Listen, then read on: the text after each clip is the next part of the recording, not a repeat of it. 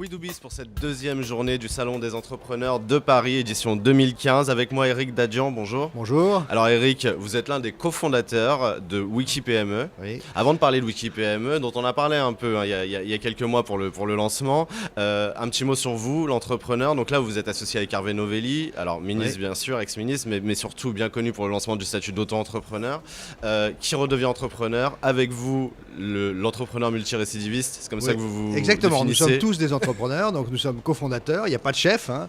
On est surtout sur une entreprise qui est très souple, qui est une start-up, donc on a tous été entrepreneurs 2-3 fois, Hervé Novelli aussi, d'autres partenaires, d'autres associés sont aussi entrepreneurs. On s'est toujours posé la question, et il y a 20 ans, on aurait rêvé d'avoir une plateforme de services qui nous accompagne, qui nous aide à faire du développement, à trouver des clients, à trouver des fournisseurs, et pourquoi pas nous financer, puisque c'est le gros problème quand vous démarrez une entreprise. Donc c'est ça, WikiPME, vous décidez d'entreprendre au service des entrepreneurs. Et donc nous avons décidé en 2014 de revivre un petit peu nos rêves, nos passions. Le digital le permet, on change de société, on l'a tous vu avec les réseaux sociaux, avec la massification aujourd'hui qui rend possible de créer une plateforme de services. Donc c'est une communauté numérique des entrepreneurs pour les entrepreneurs qui est à la fois avec une plateforme de services et de solutions.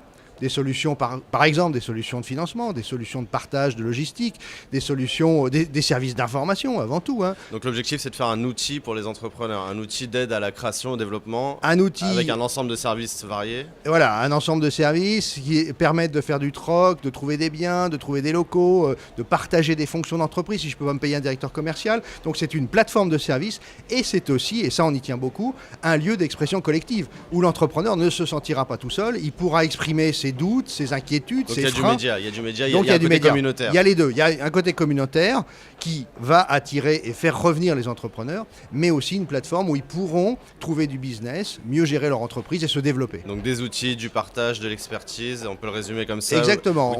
WikiPME, alors le lancement c'était en septembre. Le lancement du site V1 c'était en septembre. Aujourd'hui on accélère une V2 qui se lance au Salon des entrepreneurs, tout dans le mois de février et début mars. Et là on va rajouter des services, pourquoi pas de crowdfunding, pourquoi pas aussi de permettre cette expression collective à travers un Wikiblog. On a plein d'idées, on va faire des applications mobiles, donc on va aller très très vite pour lancer la plateforme. Plein d'idées pour les entrepreneurs. Un dernier mot, vous avez dit on entreprend en mode start-up et quand on voit cette multitude de services, on se dit que vous n'allez pas tout créer. Et en effet, vous ne créez pas tout, vous décidez de faire des partenariats avec tous les acteurs de l'écosystème. On est là pour rassembler, on est là pour fédérer, on est là pour aider la France à gagner. Elle a des talents extraordinaires, on le voit bien ici.